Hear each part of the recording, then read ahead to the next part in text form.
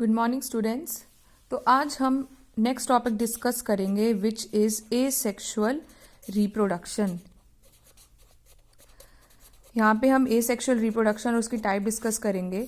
तो asexual reproduction होती क्या है, जिसमें ओनली सिंगल पेरेंट इन्वॉल्व होता है, कोई मेल या फीमेल नहीं होता, only a single parent is involve which gives birth to young once.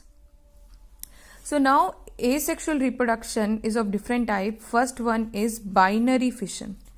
First one is binary fission. Binary fission में क्या होता है, जो पेरेंट ऑर्गेनिज्म होता है वो दो डॉटर सेल्स में कन्वर्ट हो जाता है. डॉटर सेल हम किसको बोलते हैं? चिल्ड्रन को बोलते हैं.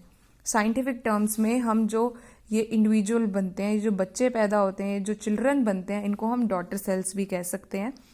तो पेरेंट से दो डॉटर सेल्स बनते हैं. फिर ये दो डॉटर सेल्स जो हैं ये बड़े होंगे और एज एन इंडिविजुअल ग्रो कर सकते हैं. अब इसमें एग्जाम्पल है जैसे अमीबा. अमीबा एक यूनिसेल्युलर प्रोटोजोन है. यूनिसेल्युलर प्रोटोजोन है अमीबा. अब इसमें क्या होता है, जैसे ये एक अमीबा है, ये अमीबा की बॉडी इरेगुलर होती है, इसके पास एक न्यूक्लियस है, ये इसका साइटोप्लाज्म है. ठीक है, ये अमीबा की बॉडी है. अब धीरे धीरे क्या होगा कि अमीबा की बॉडी के अंदर ये जो न्यूक्लियस है ये स्ट्रेच होने लगेगा, ये डिवाइड होने लगेगा, दूर दूर हो जाने लगेगा. फिर क्या होगा, थोड़ा थोड़ा साइटोप्लाज्म भी दूर जाने लगेगा. थोड़ा थोड़ा साइटोप्लाज्म भी क्या करेगा, एक दूसरे से दूर दूर जाने लगेगा. तो न्यूक्लियस डिवाइड हुआ तो एक एक न्यूक्लियस इसमें आ गया, थोड़ा थोड़ा साइटोप्लाज्म इस साइड पे आ गया, थोड़ा थोड़ा इस पे आ गया. अल्टीमेटली अब ये क्या करेगा, ये दो डॉटर में अमीबा में टूट जाएगा. अब इसके पास अपना न्यूक्लियस है, इसके पास अपना न्यूक्लियस, इसके पास अपना साइटोप्लाज्म, इसमें अपना साइटोप्लाज्म. तो हमने क्या देखा, एक पेरेंट ऑर्गेनिज्म से फाइनली हमारे पास दो अमीबा आ गए हैं. सो इसीलिए इसको बाइनरी कहा जाता है. बाइनरी का मतलब होता है टू एंड फिशन का मतलब होता है टूटना. सो अमीबा का जो ये पेरेंट ऑर्गेनिज्म था ये फाइनली किस में ब्रेक कर गया, ये टू डॉटर सेल्स में ब्रेक कर गया. And this process is called as binary fission. Now next is multiple fission. अब आप फिशन का मतलब समझ चुके हैं, ब्रेक डाउन होना. जब पेरेंट सेल जो है वो मल्टीपल डॉटर सेल्स में बने, मतलब दो से ज्यादा अगर डॉटर सेल्स बनते हैं, then that is called as the multiple fission. इसमें बहुत सारे डॉटर सेल्स की फॉर्मेशन होती है एंड ये होती है अनफेवरेबल कंडीशन में. ये स्पेसिफिक है कि ये अनफेवरेबल कंडीशन में होती है. अनफेवरेबल कंडीशन का मतलब क्या होता है कि जैसे ऑर्गेनिज्म को मॉइस्चर की कमी हो जाए, या खाने की कमी हो जाए, या टेम्परेचर बहुत कम हो जाए, या टेम्परेचर बहुत ज़्यादा हो जाए, जो कि पेरेंट को ये लगे कि जो उसके डॉटर सेल्स बनेंगे वो ऐसे एनवायरनमेंट में सरवाइव नहीं कर सकते. तो उस टाइम के लिए क्या करते हैं ये सेल्स, जैसे मान लो ये होती है ये जो मलेरिया कॉज करने वाला पैरासाइट होता है प्लाज्मोडियम, जो मलेरिया कॉज करता है हमारी बॉडी में, इसको हम मलेरियल पैरासाइट कहते हैं. तो ये मलेरियल पैरासाइट क्या करता है, जैसे ये पेरेंट सेल